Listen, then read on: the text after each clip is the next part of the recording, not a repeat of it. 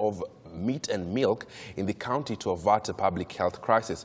Meanwhile, amidst the ongoing outbreak with Eid celebrations just around the corner, veterinary practitioners through their union have threatened to withhold their services should the government fail to address their grievances, including detailed plan of improving their working conditions and signing of the recognition and agreement that is to facilitate negotiations of their collective bargaining agreement. Gloria Milimu reports. Panic continues to grip residents of Wajir County after 5 people died due to an outbreak of Rift Valley fever.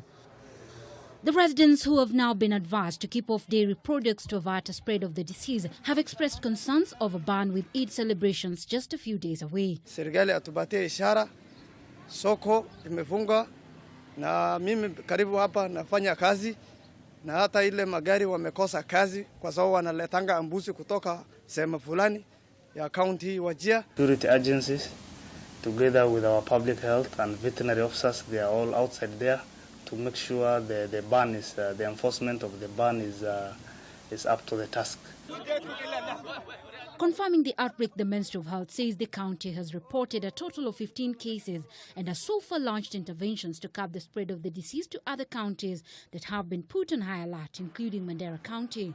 Meanwhile, the Union of Veterinary Practitioners of Kenya has threatened to compel its members to down their tools if the government fails to address their grievances, including safety of veterinary doctors while discharging their duties. Unless now you want to be sure that that meat you've been eating is not safe, when we withdraw our service, is now when you will know. The country will know the value of a veterinary surgeon. The union claims the outbreak has been exaggerated by the failure to vaccinate animals.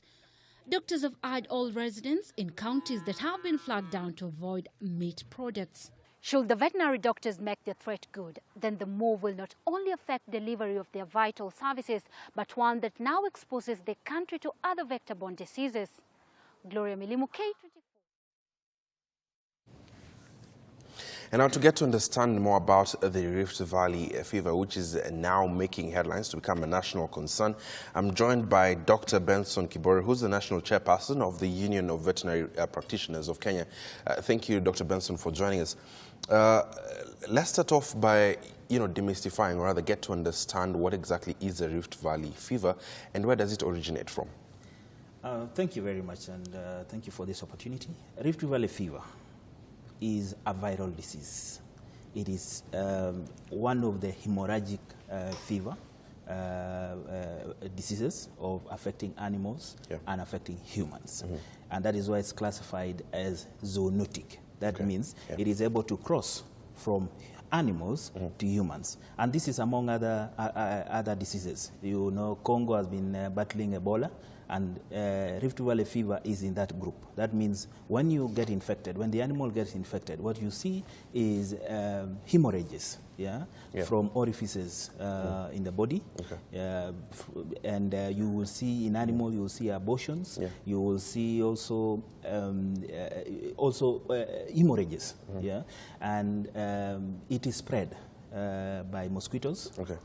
Right now, the country has been experiencing heavy rain from the month of March, and which has set the conditions right for the outbreak of Rift Valley fever. What you have is the animals, it is spread from mosquitoes to the animals within a particular area. So if the animals are not vaccinated against the Rift Valley fever, then the animals becomes the amplifying factor. And when the animals amplify, definitely it will cross over to the humans. A bit ironic, given that we're calling it the Rift Valley fever, and the first outbreak has actually been reported in Wajir. So where did that name originate from? Mostly when you come to naming of viruses, you name viruses in where it has been isolated, in what you call taxonomic classification, international standard. So this virus was first isolated in the Rift Valley. That's why it's got a name, Rift Valley fever. And because at that time, people confused, they would see signs of fever, andulant fever, that kind of thing, and that is how the name came up. You're seeing, and the outbreak has now been confirmed in a place called Benson in Wajir County. But that is just as per the confirmation and the surveillance. I can tell you, we have other lot of counties that are in danger. Okay. Across the northeastern, across you're talking about Mandera, you're talking about Garissa. What are some of the common characteristics of those counties that are most likely to also, experience this kind of outbreak? One of the very, very common characteristics is that all these counties experience what we call flooding. Yeah. And so that gave the opportunity for the virus to multiply. And because also they have a high number of population of animals. So that gave now the opportunity for the medium. Yeah, it gave the medium for replication. Yes. Okay. Let's cross over to, first of all, we'll continue this discussion, Dr. Kibore. Let's cross over to the DCI. Like I'd mentioned, one of the top stories is that all eyes at the DCI as we expect to receive results of the tons of sugar that was confiscated from Eastleigh that was being packaged into the Kenyan market, yet it had been labeled as unfit for direct human consumption. Victor Olon now joins us from the DCI. A very good morning to you, Victor. Actually, you are amongst the first people who broke this story when it happened, when the lorries transporting that particular sugar was taken to the DCI.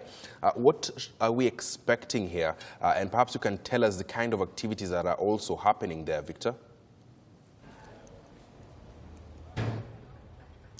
Good morning, Ian. Last week, the news broke out, and as you rightly put it, I was one of the journalists who broke the story. And today, the CS for Interior, that is Dr. Fred Matiang'i, is about, actually in the next few moments, is about to be here to give us the results and the details and the lab analysis, because the samples of the sugar which was netted last week from Eastleigh was taken to the government chemist for testing.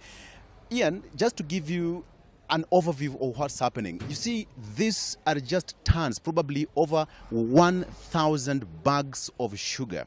Last week, when we were walking across this place, they were written not fit for direct human consumption. Now, the content in this sugar, from the preliminary investigations and from the reports that we are getting from the officers here, is that it has copper. And copper in human life is quite dangerous. So these guys have been working here since morning, trying to plan and to, arrange all these, these sacks of sugar. Initially, they were in brown sacks. But when they were netted in Eastleigh, all of this sugar was being repackaged into white sacks for sale. If I can just move closer, like this one here, this one is already packaged for sale. And if I can get this one clearly, it's written Kilimo, something, this is not clearly written here, but I can get it. Kilimo Kenya. So already these ones were already repackaged for sale. And behind me, hi Mr. Owino.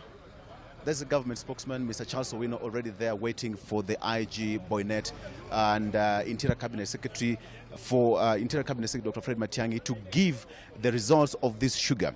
Ian, the fact is Kenyans have been consuming poison for quite a long time, unwillingly or unknowingly at the same time.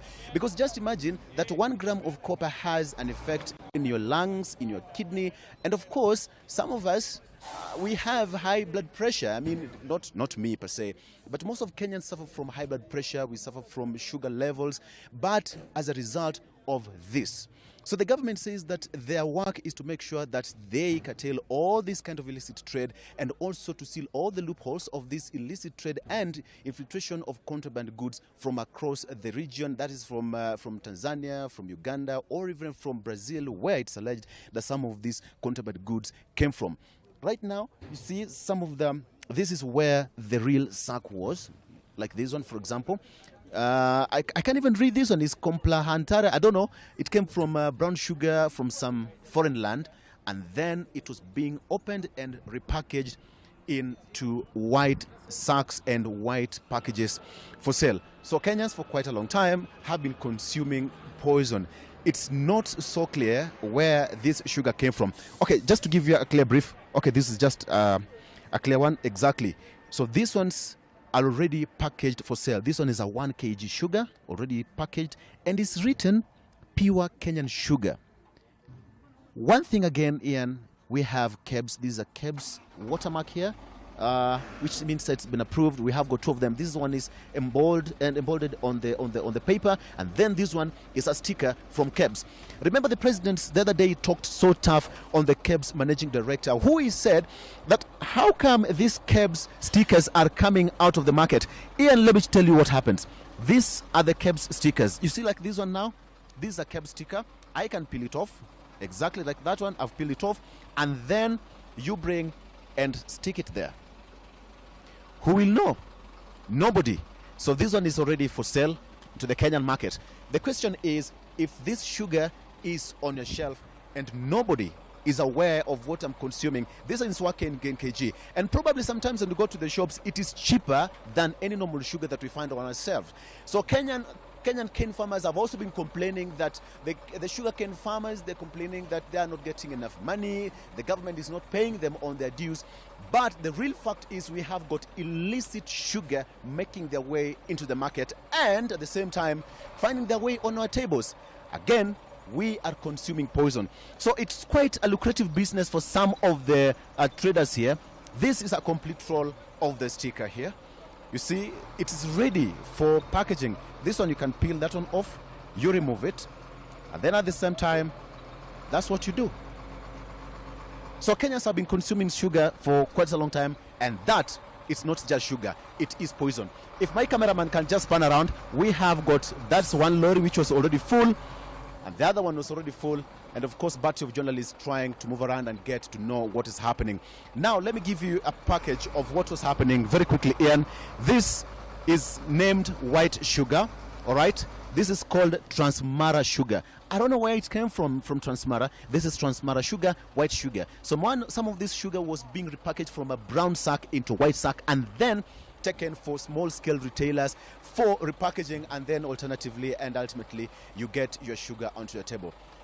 In a nutshell, Kenyans have been consuming poison. We are here, we're waiting for Interior Cabinet Secretary Dr. Fred Matiang'i and other government officials to give us details on what is the government finding on this sugar that was netted last week. And again, the whereabouts of the culprits and the 3 suspects who were arrested last week in connection to this seizure last week. Ian?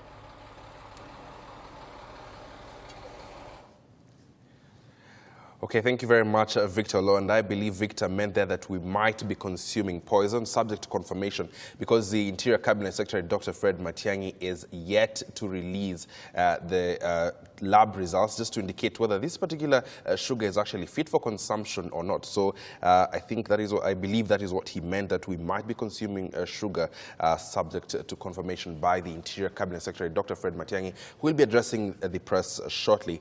And as you can see, Victor has given us a clear picture of exactly what is happening at the DCI. Now, as you can see at the bottom of your screen, a developing story right now is that the High Court has given the government the go-ahead to go with the process of vetting afresh of procurement officers and accounting officers from the different state departments and state parastatals as well, who had been sent on leave pending that particular process. This, the government says, is in a bid to hold public officers accountable and to also understand, the kind of wealth that they might have, because part of that process includes the officers actually giving an update in regards to the assets that they might have, and of course declaring their wealth. So we shall keep you up to speed on that. Remember, activist Okia Mutata had moved to this particular court to try and stop the government, saying that this particular process is discriminatory, given that it did not look at the different contracts each of these officers had signed with the government, among other arguments. We shall keep you up to speed on that. But in the meantime, we're still focusing on matters health, and of course, health experts have raised concern over the outbreak of the Rift Valley fever, which has already seen the death of at least 5 people in Wajir County. And I'm engaging Dr. Benson Kibore, who's from the Union of Veterinary Practitioners. Now, he tells me that the Rift Valley fever is a viral disease that actually affects both animals and humans. Now, before we cross over to Victor, we were talking about the fact that it must have come from the Rift Valley region originally. And at the center of preventing this particular disease getting to the human contact it's you, the veterinary practitioners. So let's talk about that, because you're raising some concerns, because you found yourselves right in the middle of this back in 2006, 2007, when at least 160 Kenyans lost their lives. 2 of them were veterinary practitioners. Let's talk about that. Thank you, Ian. The Union of Veterinary Practitioners of Kenya has made it very clear. The veterinary surgeons and paraprofessionals form the first line of defense. Yep. The disease, epidemiologically, is that it multiplies in animals before getting to humans. Yes. That means the veterinary practitioners are the very basis, are the shield that can defend the Kenyans from this zoonotic disease from reaching them. Yeah. What are our grievances then this time around? We have lost our colleagues before in the line of duty, in the line of defense for the Kenyan people. Yeah. Just to mention that out of that loss, they did not receive any compensation. Okay. They did not receive any recognition. You're referring to these 2 individuals who lost their lives. Yes. And that is why, Chapter 4 of the Constitution of the Republic of Kenya gives right to life to every Kenyan. When we go out as professionals to defend Kenyans from this harmful and deadly virus, we are doing so with our lives. Okay. And that is why this time around we said, from the union perspective and as from members, is that we've given instructions that this time around we are not going to allow our members to die in the line of duty. Yet, we have resources which we could prevent. We are ready. We have the capacity. We have the experience. We have the technical training to control disease at the source. As we speak, Ian, is that the difference between outbreaks of 2006, 2007 and now is that at the moment, there has been no vaccinations, for example, that has been done. In 2006, 2007, animals around the outbreak area had been vaccinated because we were trying to reduce susceptibility so that mosquitoes do not get the virus to transmit to the other parts of the country. We're also having issues with the counties because it's like the county operations are paralyzed. The county veterinary operations are paralyzed. Yeah. In fact, we were shocked to see the county government of Wajir, Department of Health and Public Health, the one declaring ban on movement of animals. That is the discretion of the Department of Veterinary Services. Okay. What we are seeing is continued neglect of the veterinary department, of the veterinary service in this country. Okay. And that is why, a professional, we are saying it is time the country makes a decision. Okay. Do they need this service? In the minds of Kenyans, Dr. Kibore, they might be asking, are you using this particular scenario of the outbreak as a bait to have some of your demands met? No. What we are saying is, constitutionally, a veterinary doctor has a right to life. We are willing to protect Kenyans, but Kenyans must also be willing to go a length further to ensure that they protect the life of a veterinarian. Okay. They must ensure that, yes, the amount of compensation that a veterinary doctor gets in discharging this duty of protecting Kenyans, it is commensurate. Yeah. I can tell you that what we have now is total disaster. The department, for example, currently, we have 2,000 slaughterhouses in the country, manned by only 50 veterinary surgeons. That means we cannot guarantee you that the meat you eat is safe, simply because the government has failed to employ new veterinary doctors for a long time. Yeah. I'll come back to your concerns, but like Gloria has reported that, for instance, in Wajir County, now there has been a ban on sale of milk and meat. What does this mean for the people? The people of Wajir must also go to the length of ensuring that they don't contract the disease. Okay. How is the Rift Valley fever spread? Okay.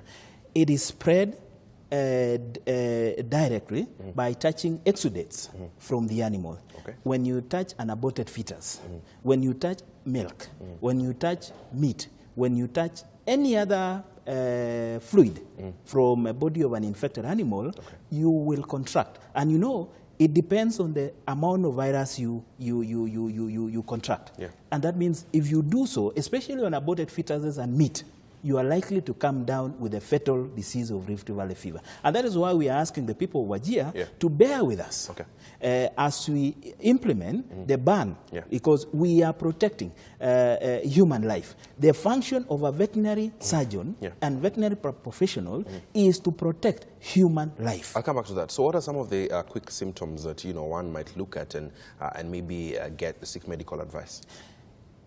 Basically, as I mentioned earlier, Ian, is that Rift Valley fever is hemorrhagic. Okay. What you will see is, and it, as the name suggests, it is fever. So when you experience any form of fever, around that area which the Director of Veterinary Services, Director of Medical Services has issued an alert, then it is critical that people get to medical facilities to be checked. We also, that's why we're also asking that extra vigilance now. We're asking also the community to heed the ban on movement of animals, because when you move an infected animal from one area to another, and when you talk about animals, it's not just cattle as we speak. The sheep, the goats, the camels, the cattle, they are all susceptible to Rift Valley fever, and they are all mediums of spread of the virus. And that's why the ban is aimed to reduce the spread of the disease. But let me make it clear that as a union of veterinary practitioners, we are willing to talk to the government on these issues. But they must come clear. And that brings me to my one of my final questions, because you're asking the government to give the veterinary doctors the kind of respect and treatment they deserve, and also recognition. So what are some of these things that you're pushing on for top of your agenda? Ian, we deposited our recognition agreement with the Ministry of Agriculture and Irrigation. So far, we've not seen a movement to it. And we are asking it to be fast-tracked. The recognition agreement will pave way for negotiation of collective bargaining agreement. One of the disasters that ever happened to a veterinary doctor is this. This is a profession that God himself said, "Go ye and protect the animals and the birds of the sea." But as this country, what has been there is that there is neglect. What has happened is there is no, even when a veterinary doctor dies, there is no compensation. I mean, the life, we are talking about promotions. As we speak now, the veterinary department is in a disaster. We are having the working population in the department having 70% of them having 50 years and above. That's a disaster in the waiting. There is no proper, people to take up the job. Secondly, we are asking the government. Yes, as we finish, Dr. Kibore. Yes, we are asking the government to ensure that the veterinary doctors in service are promoted, their promotions is fast-tracked. But I told you 2 job groups. Thirdly, we are asking the employment of new veterinary doctors. We cannot demand of service from veterinary doctors to prevent Rift Valley fever and other zoonotic diseases, which are part of the primary health care and which are not taken care of. Thirdly, as you finish? Yes, as I finish, is that we want the creation of what we call One Health Commission to take care. Sorry, let me get that right. You want the One creation of Health Commission. World Health Commission. One Health Commission. So to take care of the services and the human resource of veterinary doctors and the medical doctors. So that veterinary doctors contribute to what we call primary health care. Preventing of these diseases from crossing over to humans. Let me tell you, Ian, if we were able to control rabies, for example, in animals, there will be no rabies in humans. And therefore, the investment should focus on the primary health care. That's why we are rooting for One Health Commission. We are also, as I finish, Ian, because this is very important. The classification that was done by the Salaries and Remuneration Commission on doctors, it was in itself a scandal. We are revisiting that with the Salaries and Remuneration Commission. We are going to court very soon because that is not where a veterinary doctor should be placed. Failure for your demands not being met, what then happens? Here, I want to tell you right here and now, the livestock sector contributes to 19% to the GDP of this country. The country must be waiting to see, or must, put itself in the shoes, to realize that this is a contribution of the economy that is now in danger. We are talking about over 700 billion industry. That is and you're talking about the value chain associated with milk, with meat, and again, if we don't participate in the Rift Valley fever control, let me tell you, it will be worse than 2006, 2007. And Kenyans must be ready. What we are asking for is very less. So this is a strike notice you're issuing to government. This is a, thank you strike notice we are issuing. Thank you very much. I've been speaking to Dr. Benson Kibore on behalf of the Union of Veterinary Practitioners of Kenya, who have issued a strike notice to government, coming at a time when the government has actually announced that there is a breakout of the Rift Valley fever, which affects both human beings and animal transmitted on contact and of course through mosquitoes as well. The first cases have been reported in Wajir, where unfortunately 5 lives have been lost. So we shall keep you up to speed in regards to that. Waiting a short commercial break.